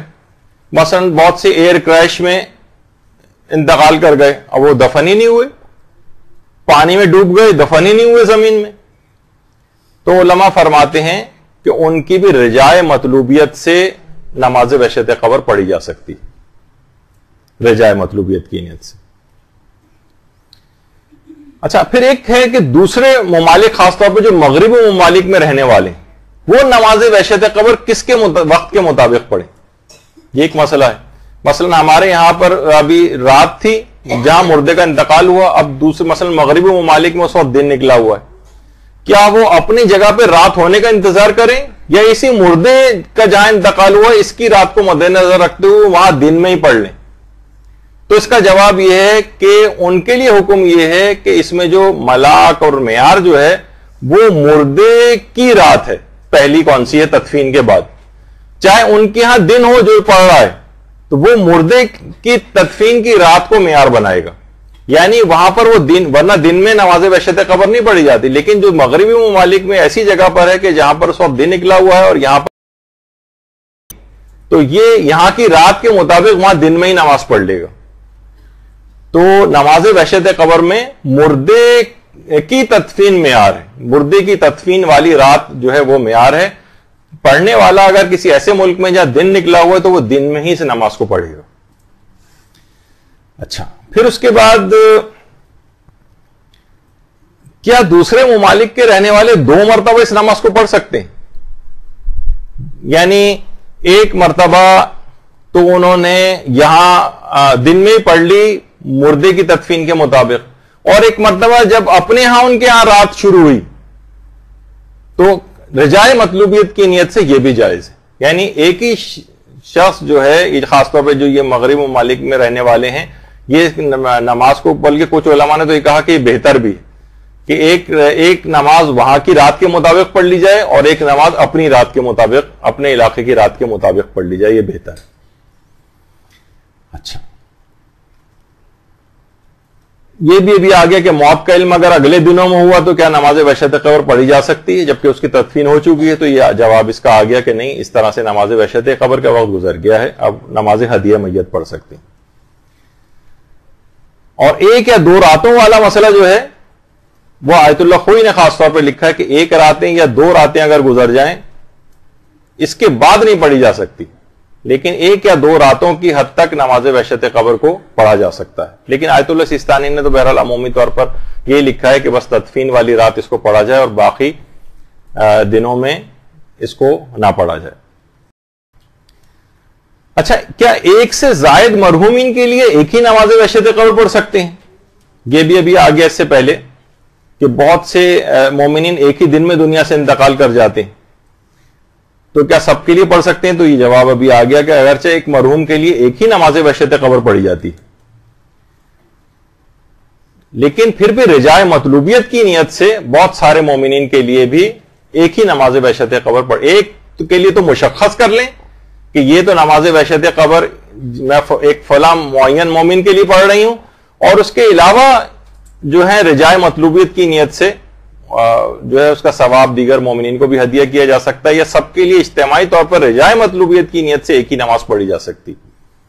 دیکھیے بہت ساری چیزیں ایسی ہیں نا کہ ایک چیز کے لیے ایک ہی ہو سکتا ہے. جیسے کہا جاتا ہے کہ عقیقہ, بہت سے لوگ پوچھتے ہیں کہ جناب ہم عقیقہ ایک بچے کا کرنے جا رہے ہیں تو 2 بچوں کا عقیقہ ایک ہی جانور میں کر سکتے ہیں؟ نہیں, تو جواب ہے کہ نہیں کر سکتے.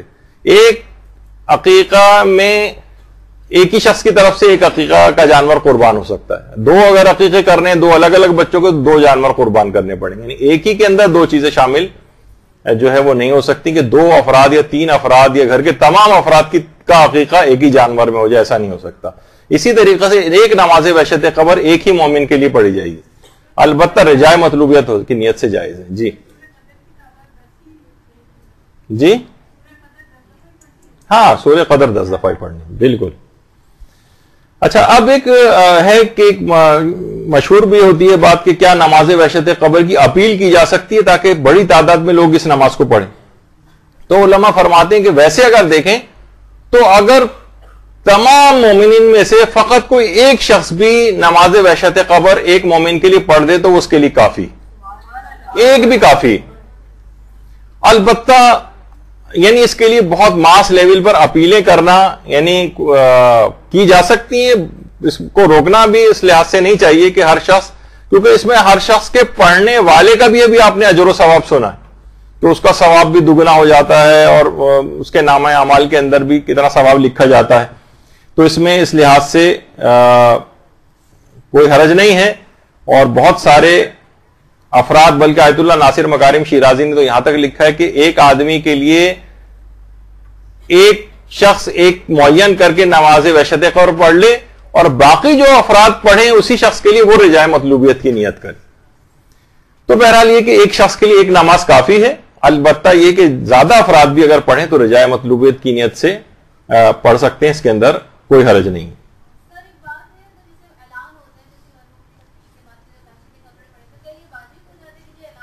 نہیں، واجب کیوں ہوگا؟ خود نماز وحشت قبر ہی مستحب ہونا اس کا ثابت نہیں ہے تو صرف اعلان سن کر ہم پہ واجب نہیں ہوتی کوئی چیز. البتہ یہ ہے کہ ایک خود ہی انسان کو شوق پیدا ہوتا ہے، ثواب لینے کا ایک موقع اس کے ہاتھ میں آ جاتا ہے تو ضرور پڑھ لے. اچھا، اب جیسے کہ بھی آپ نے سنا کہ طلوع فجر تک مسلسل اس کے نامہ اعمال میں نیکیاں لکھی جاتی رہتی ہیں اور 40 درجات میں اس شخص کا اضافہ ہوتا ہے. جو شخص بھی نماز وحشت قبر پڑھتا ہے تو اس لحاظ سے کوئی ایسی سننے کو آتی ہے تو بہرحال انسان کو چاہیے کہ وہ نماز وحشت قبر پڑھے. اچھا، ایک چیز اور بھی مشہور ہے کہ مستحب یہ کہ نماز وحشت قبر میں 40 کا عدد مکمل کیا جائے. ایک چیز مشہور ہے تو کہ اس بات میں کس قدر صداقت ہے؟ علماء فرماتے ہیں کہ اس کی کوئی شرعی حیثیت نہیں ہے، اس بات کی اس کا کوئی شرعی پروف نہیں ہے اور کہ 40 لوگ ہی اس کو پڑھیں. بہت سے لوگ تو باقاعدہ اس لحاظ سے وصیت کر کے بھی جاتے ہیں اور کہتے ہیں کہ نماز وحشت قبر کے لیے ہمارے مال سے 40 مومنین سے نماز وحشت قبر پڑھوائی جائے. تو اگرچہ وہ صحیح ہے، وہ بھی پڑھ سکتے ہیں، اس میں کوئی حرج کی بات نہیں ہے. لیکن بہرحال یہ کہ 40 کے عدد کی کوئی یعنی شریعت نے اس بات کا تقاضا نہیں کیا گیا ہے کہ آپ 40 کا عدد مکمل کریں. ایک شخص کے لیے بس ایک نماز جو ہے اس لحاظ سے کافی ہے. اچھا، کیا ایک مرحوم کے لیے ایک ہی شخص کئی بار نماز وحشت قبر پڑھ سکتا ہے؟ مثلا اس کے قریبی رشتہ دار ہیں، وہ چاہ رہے ہیں کہ نہیں، میرا ظاہر قریبی ہوتے ہیں تو ان سے جذباتی ایفیلیشن بھی زیادہ، ایک دفعہ ہم نے پڑھ لی لیکن دل کو قرار نہیں آ رہا، ہم چاہتے ہیں اسے اور فائدہ ملے، ایک اور دفعہ پڑھیں، ایک اور دفعہ دل چاہ رہا ہے، 3 دفعہ مثلا پڑھ رہے ہیں. تو کیا ایک ہی مرحوم کے لیے ایک ہی شخص کئی بار نماز وحشت قبر پڑھ سکتا ہے؟ تو جواب یہ ہے کہ رجاء مطلوبیت کی نیت سے پڑھ سکتا ہے. رجاء مطلوبیت والی نیت یعنی امید ثواب میں انشاءاللہ پروردگار، کیونکہ نماز بہرحال ایک اچھی چیز ہے تو اس کا ثواب اور فائدہ مردے کا بڑھتا چلا جائے، خود اس کے لیے بڑھتا چلا جائے. البتہ مستحب ہونے کی نیت نہیں کرے گا کہ اللہ نے کہا ہے کہ بار بار نماز وحشت قبر پڑھو، یہ والی نیت نہیں، بلکہ اپنی طرف سے ہم اس کو ایک امید ثواب کے اندر عمل کو انجام دینا چاہتے ہیں. اس میں بھی کوئی حرج نہیں ہے. پھر ابھی ایک سوال آیا، اس سے پہلے ہوا تھا کہ کیا نماز وحشت قبر کو اجرت دے کر پڑھوا سکتے ہیں؟ اچھا، ہمارا پیسے دے کر پڑھوانا اور دوسرے کسی فرد کا پیسے لے کر اجرت پہ اس نماز کو پڑھنا یہ جائز تو ہے، جائز تو ہے، لیکن علماء فرماتے ہیں کہ بہرحال اجرت کے عنوان سے اس کو نہ لیا جائے اور نہ دیا جائے، بلکہ دینے والا بخشش اور احسان کی نیت سے دے، اجرت کے طور پہ نہ دے. بہتر یہ ہے، یعنی جائز ہے پھر بھی لیکن بہتر یہ ہے. مثلا کسی سے آپ نے کہا کہ مولانا صاحب آپ نماز وحشت قبر پڑھ دیجئے گا میرے فلاں رشتہ دار کے لیے. انہوں نے کہا جی جی ٹھیک ہے، پیسوں ویسوں کی کوئی بات نہیں ہوئی اور انہوں نے نماز وحشت قبر پڑھ دی. تو اس کے بعد آپ ہدیے کے عنوان سے ان کو نماز وحشت قبر کے وہ پیسے دے دیجئے اور وہ شخص بھی لینے والا بھی ہدیے کے عنوان سے اس کو قبول کرے. یہ بہتر شمار کیا گیا ہے کہ یہ والی نیتیں ہوں، اس کے اندر اجرت والی بات نہ آئے. لیکن بہرحال اگر اجرت کے طور پر بھی ہو تو جائز ہے، یعنی اس میں کوئی ویسی حرج نہیں ہے کہ ایک مناسب اور افضلیت والی بات بتائی گئی. اچھا، اگر اجرت طے کر لی، مثلا بہت سے ہوتا ہے نا کہ فلاں رشتہ دار کی ہمارے طبیعت بہت خراب ہے اور آئی سی یو میں ہے اور ڈاکٹر نے جواب دے دیا ہے. اب کوئی مولانا صاحب آئے، آپ نے کہا مولانا صاحب اتنی اجرت دوں گا, آپ طالب علموں وغیرہ سے کہہ دیجیے گا اتنی تعداد کے اندر ان کے لیے نماز وحشت قبر پڑھ لیں. مولانا صاحب کو آپ نے پیسے دے دیے, وہ پیسے لے کے چلے گئے, اور ظاہر ہے کہ زندگی اور موت اللہ کے ہاتھ میں. بہرحال کئی دنوں بعد پھر ان صاحب کا جن کے متعلق کہا تھا انتقال ہوا.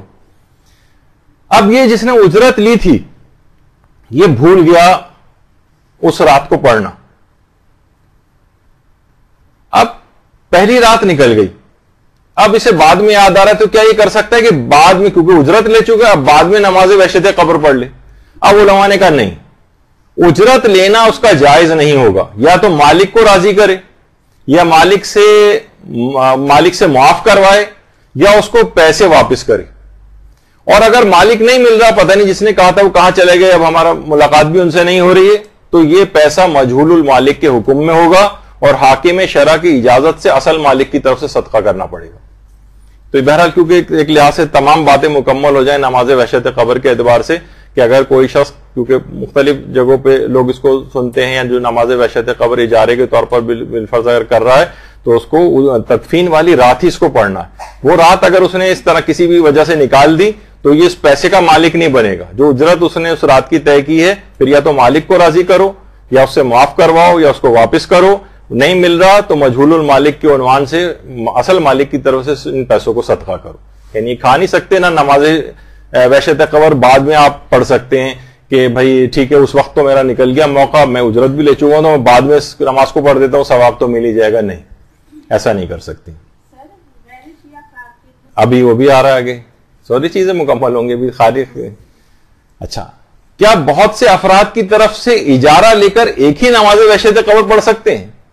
بہت سے دیکھیے لوگوں کے متعلق یہ بات آتی ہے, وہ کیا کرتے ہیں کہ مثلا ایک ہی, جیسے ہوتا ہے نا کہ آپ سنتی ہیں کہ ایک ہی خاندان کے 20 افراد مثلا جو وہ ہو گئے کسی حادثے میں, کریش ہو گیا جہاز, اور بہت ساری وجوہات سے, تو اب وہ لوگ ان اجارے کے اوپر نماز وحشت قبر جو ہے وہ پڑھوا رہے ہیں. اور مثلا 20 افراد کا اجارہ ایک شخص کو دے دیا گیا, اس نے کہا کہ 20 افراد کا اجارہ اس نے لے لیا پیسے, لیکن ایک ہی نماز وحشت قبر پڑھ کر سب کو اس کا ثواب ہدیہ کر دیا, سب کی طرف سے پڑھ دے, تو یہ کافی نہیں. یعنی اس کو جتنی اس نے اجارے لیے ہیں اتنی ہی نماز وحشت قبر پڑھنا پڑیں گی. یعنی جتنے اجارے ہیں اتنی ہی نمازیں پڑھنا ہے. یعنی یہ نہیں کر سکتا کہ سب کی طرف سے ایک ہی نماز جو ہے وہ پڑھ دے. اچھا, اب ایک سوال اس کے اندر یہ بھی کہ نماز وحشت قبر کو جماعت سے پڑھا جا سکتا ہے؟ جواب ہے کہ نماز وحشت قبر جماعت سے نہیں پڑھی جا سکتی. اچھا, پھر ایک اور سوال آتا ہے کہ دیگر مسالک میں بھی کیا نماز وحشت قبر کا کوئی تصور ہے؟ تو جواب یہ ہے کہ دیگر مسالک جو ہیں, یعنی فقہ جعفری کے علاوہ, ان میں نماز وحشت قبر کا کوئی تصور نہیں, بلکہ کچھ مسالک تو باقاعدہ اس نماز کا نام لے کر اس کو بدعت بھی قرار دیتے ہیں. اور اب میں اس کی تفصیل میں نہیں جا رہا, لیکن بہرحال یہ عمومی طور پر ہے, لیکن ہمارے ہاں باقاعدہ اس کی روایات موجود ہیں اور اس کے ثواب اور فوائد جو ہیں وہ بتائے گئے. کیا غیر شیعہ مسلمان کی نماز وحشت قبر پڑھی جا سکتی ہے؟ تو اس کا جواب ہے کہ جی ہاں, غیر شیعہ مسلمان کی نماز وحشت قبر بھی پڑھی جا سکتی ہے, بشرطے وہ بلکہ ناصبی, وہ تو مسلمان ہی نہیں ہے, لیکن چلیں اس میں اضافہ کر دیتے ہیں, اگر ناصبی نہیں ہے, ناصبی سے مراد دشمن اہل بیت, ایسا دشمن اہل بیت جو علل اعلان رسول و امام سے اپنی دشمنی کا اظہار کرے, معاذ اللہ, وہ تو کافر ہے, وہ تو اس کو بلکہ مسلمان کے زمرے میں نہیں آتا. یعنی ناصبی کے لیے نہیں پڑھی جا سکتی, لیکن غیر شیعہ مسلمان کے لیے نماز وحشت قبر پڑھی جا سکتی. دیکھیے بہت سارے افراد ایسے ہیں جن تک حق نہیں پہنچا, انہیں مستضعف کہا جاتا ہے, بہت سے لوگوں تک حق بات نہیں پہنچی ہے اور ولایت امیر المومنین کے قائل نہیں ہیں. تو بہرحال پروردگار عالم, اور کچھ روایت سے یہ بات بھی پتہ چلتی ہے اور اس کے واقعات بھی ہیں اور جو علماء نے نقل کیے ہیں کہ قبر میں جانے کے بعد ایسے غیر متعصب افراد جو ہیں جن تک حق نہیں پہنچا ہے, ان کو قبر میں ولایت علی کی تعلیم دی جائے گی. اور اللہم صلی علی محمد و علی محمد.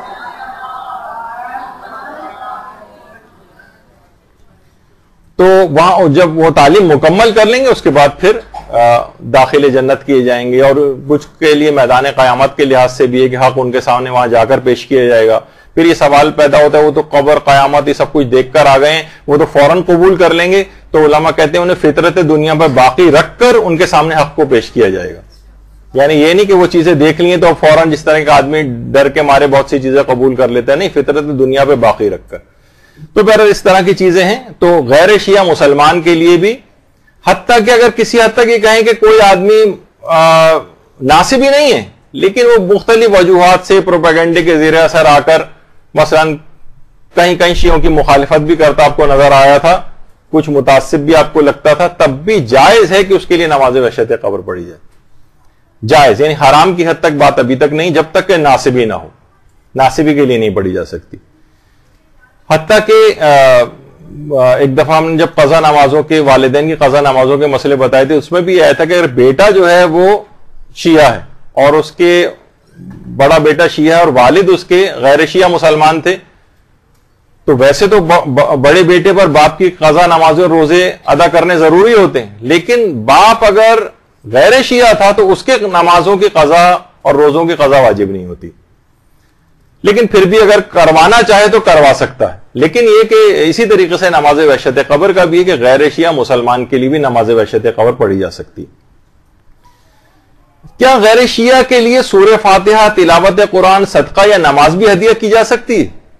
تو اس کا جواب ہے کہ جی ہاں، سورہ فاتحہ بھی ان کے لیے پڑھ سکتے ہیں، تلاوت قرآن بھی کر سکتے ہیں، اور صدقہ بھی دے سکتے ہیں، اور 2 رکعت نماز پڑھ کے ان کو ہدیہ بھی کر سکتے ہیں۔ یعنی اس میں کوئی نہیں چیز نہیں ہے، سب چیزیں اس کے اندر جائز ہیں۔ اور اسی طریقے سے غیر شیعہ مسلمان کی نماز جنازہ بھی پڑھی جاتی ہے، البتہ اس کی فی الحال ہم اس تفصیل میں نہیں جا رہے۔ کیا کسی شہید کی نماز وحشت قبر بھی پڑھی جا سکتی ہے؟ تو جواب ہے کہ جی ہاں، اگر کوئی شخص شہید ہوا ہے تو شہید کے لیے بھی نماز وحشت قبر ہے۔ دیکھیں، نماز وحشت قبر اصل میں نماز ایک لحاظ سے ہدیے والی چیز ہے، ایک تحفہ بھیجا جاتا ہے، اور گھبراہٹ اور وحشت تو دیکھیے ایک معصوم اور بے گناہ کو بھی ہوتی ہے۔ جیسے کہا جاتا ہے نا کہ اگر بالکل جس نے کوئی گناہ بھی نہیں کیا، جو قصوروار بھی نہیں ہے، عدالت کے کٹہرے میں کھڑا ہونے سے وہ بھی ڈرتا ہے۔ یعنی بالکل، یعنی ضروری نہیں کہ گناہ گار ہی کوئی سب چیزیں ہوں۔ تو بہرحال اس کا جو ثواب فائدے پہنچانے کے اعتبار سے شہید بھی اگر کوئی شخص ہوا ہے تو اس کے لیے بھی نماز وحشت قبر جو ہے وہ پڑھی جا سکتی کہ اس کو اس کا ثواب ملے گا۔ اسی طرح سے کیا نابالغ بچے کی، مثلا نابالغ بچہ اس دنیا سے چلا گیا، کیا اس کے لیے بھی نماز وحشت قبر پڑھ سکتے ہیں؟ جواب یہ کہ پڑھ تو سکتے ہیں، البتہ اس کی ضرورت نہیں، بلکہ یہ مشروع نہیں۔ اگر کوئی شخص مشروعیت کی نیت سے، یعنی شریعت نے اس کا حکم دیا، اس نیت سے پڑھے تو شاید گناہگار بھی ہو جائے۔ تو بہرحال، لیکن یہ کہ بہرحال اگر یہ نیت نہیں ہے، ایک عمومی طور پر رجاء مطلوبیت کی نیت سے نابالغ بچے کے لیے بھی اگر نماز وحشت قبر ہو تو اس کو بھی ثواب، ہدیہ، یہ سب اس کی قبر میں پہنچے گا، جس سے وہ خوش ہوگا، اس کی روح خوش ہوگی۔ تو اس عنوان سے نماز وحشت قبر کو پڑھا جا سکتا ہے۔ اسی طریقے سے نماز وحشت قبر کو چلتے پھرتے بھی پڑھ سکتے ہیں۔ اتنا وقت نہیں ہمارے پاس ایک جگہ کھڑے ہونے کا، لیکن کسی جگہ میں جانا ہے، کوئی چیز لینے کے لیے، ڈرائیو کرتے ہوئے جانا ہے، تو وضو کر کے اور بیٹھ کر بھی یا سواری پر بھی نماز وحشت قبر کو یا چلتے پھرتے بھی پڑھا جا سکتا ہے۔ البتہ یہ رہے کہ دماغ میں کہ نماز وحشت قبر میں قنوت پڑھنے کا استحباب ثابت نہیں، کیونکہ روایت میں کے طریقوں میں قنوت آیا نہیں۔ البتہ اگر کوئی ہاتھ اٹھا کر بعنوان دعا پڑھ لے تو اس کے اندر حرج نہیں ہے، لیکن قنوت کی قصد نہ کرے کہ یہ میں قنوت کے طور پر، بلکہ ہاتھ اٹھا کر دعا کے عنوان سے پڑھ سکتا ہے۔ اور نماز وحشت قبر کے لیے اذان اور اقامت بھی نہیں، یعنی کوئی شخص اذان و اقامت دینا بھی چاہے کہ میں اپنے طور پر ایک ثواب لینے کے لیے اذان و اقامت کہوں تو شاید یہ گناہ بھی ہو جائے، تو اذان و اقامت نہیں ہے اس کے لیے۔ اور ایک مسئلہ یہ بھی ہے، بعض اوقات یہ ہوتا ہے کہ کیا نوافل یومیہ کے ساتھ نماز وحشت قبر کا تداخل کر سکتے ہیں؟ مثلا یہ کہ نماز نافلہ مغرب آپ پڑھ رہی تھیں، تو آپ نے سوچا کہ اسی کے اندر یہ بھی 2 رکعت کر کے 4 رکعتیں ہیں نافلہ مغرب کی، تو ہم 2 رکعت نافلہ مغرب کی نیت کے ساتھ ہی اگر ہم 2 رکعت نماز وحشت قبر کی بھی نیت کر لیں تو کیا ایسا کیا جا سکتا ہے؟ تو باقاعدہ اس کو لکھ کر بھی پوچھا گیا وکیل سے، تو وہاں سے جواب ہے کہ یہ بات بہت بعید ہے، یعنی ایسا نہیں کیا جا سکتا، یعنی نوافل یومیہ کے ساتھ نماز وحشت قبر کا تداخل یہ نہ کیا جائے۔ چلیں کہ جس کو سمجھ نہیں آیا اس کو رہنے دیں۔ اچھا، علماء نے ایک چیز اور بھی کتابوں میں نقل کی کہ وحشت قبر کے لیے تو یہ نماز ہی ہے، اور وحشت قبر کو دور کرنے والا بھی ایک عمل ہے، اور وہ ہے کہ اگر انسان کامل ترین رکوع کرے، کامل ترین رکوع۔ ہمارے 5 امام محمد باقر علیہ الصلوۃ والسلام فرماتے ہیں اللہم صلی علی محمد وعلی محمد، کہ جو شخص بھی کامل ترین رکوع کرے گا قبر میں اس کو وحشت نہیں ہوگی۔ اچھا، کامل ترین رکوع، اس کے لیے تھوڑا سا آپ کو پیچھے جانا پڑے گا، جہاں ہمارے رکوع کی گفتگو ہوئی تھی بہترین نماز کیسے پڑھے میں، وہاں پر اس کے طریقے بھی بتائے تھے کہ کون کون سے ایسے مستحبات ہیں، کچھ خاص دعا ہے رکوع کے اندر آخری رکعت کے آخری رکوع میں خاص طور پر پڑھنے کی، کہ جو امام زمانہ نے آیت اللہ مرشی نجفی کو تعلیم کی تھی، اور اس طرح سے اس کامل ترین رکوع کے اندر رکوع کو طول دیا جائے، رکوع کی کچھ خاص مستحب دعائیں جو ہیں وہ پڑھی جائیں، تو اس کو کہا جاتا ہے کہ کامل ترین رکوع۔ تو نماز تو اس کی قبر میں وحشت نہیں آئے گی، 5 امام بات بیان فرماتی۔ تو نماز وحشت ہی نہیں بلکہ عام زندگی کا بھی ایک عمل ایسا ہے جس سے آپ روزانہ بھی کر سکتے ہیں، جس سے قبر میں وحشت داخل نہ ہو۔ اچھا، اب دیکھیے اتنی اہم ہے یہ، بہرحال یہ نماز کے عرفا اس نماز کو روحانیت کو بڑھانے کے لحاظ سے جو دستور العمل دیے جاتے ہیں اس کے اندر بھی تحریر فرمایا ہے اور لوگوں کو بتاتے ہیں، جیسے ملا حسین قلی حمدانی۔ ملا حسین قلی حمدانی نے باقاعدہ یہ چیز بتائی ہے، اور ملا حسین قلی حمدانی اتنے عظیم عالم جو ہے وہ گزرے ہیں کہ ان کے شاگردوں میں تھے آیت اللہ جواد ملکی تبریزی، جو امام خمینی کے عرفانیت کے استاد تھے آیت اللہ جواد ملکی تبریزی، یہ ملا حسین قلی حمدانی کے شاگرد تھے۔ اور ملا حسین قلی حمدانی اپنے شاگردوں کو باقاعدہ ایک دستور العمل دیتے تھے 6 چیزوں کا، کہتے تھے اگر تمہیں اپنی روحانیت قوی کرنی تو تم ان 6 چیزوں کے اوپر عمل کرو۔ وہ کون سی 6 چیزیں تھیں؟ ایک تو کہتے تھے ذکر یونسیہ، اس کو جتنی دفعہ کثرت کے ساتھ پڑھ سکو، لا الہ الا انت سبحانک انی کنت من الظالمین والا۔ دوسرا، شب جمعہ 100 مرتبہ سورہ قدر پڑھو۔ تیسرا، عصر جمعہ یعنی جمعے کے دن عصر کے وقت 100 مرتبہ سورہ قدر پڑھو۔ زیارت عاشورہ روز پڑھو۔ نماز اول ماہ، جب بھی مہینے کی شروعات ہو اول ماہ۔ اور 6ٹھی چیز تھی نماز وحشت قبر روزانہ پڑھو۔ یعنی باقاعدہ اس عمل کو، نماز وحشت قبر کو روحانیت کے اندر دخیل سمجھتے تھے، یعنی اگر کوئی شخص روزانہ اس کو پڑھے تو یعنی دستور العمل کے طور پر اپنے شاگردوں کو روحانیت قوی کرنے کے لیے اس کی تعلیم دی جاتی تھی۔ تو بہرحال یہ بہت ہی عظیم ایک ثواب کو حاصل کرنے والی چیز ہے۔ اس کے تمام فقہی احکام، تمام اس کے فضائل اور برکات یہ آپ نے سنے، اور امید ہے کہ کافی حد تک اس میں نماز وحشت قبر کا چیزیں اور مسائل آپ کو کلیئر ہو گئے ہوں گے۔ انشاءاللہ اگلی کلاس میں نماز غفیلہ اور نماز جعفر طیار اور کچھ اور مستحب نمازوں کا اسی طریقے سے مسائل اور احکام اگلی نشستوں کے اندر بیان ہوں گے۔ وصلی اللہ علی محمد وآلہ الطیبین الطاہرین۔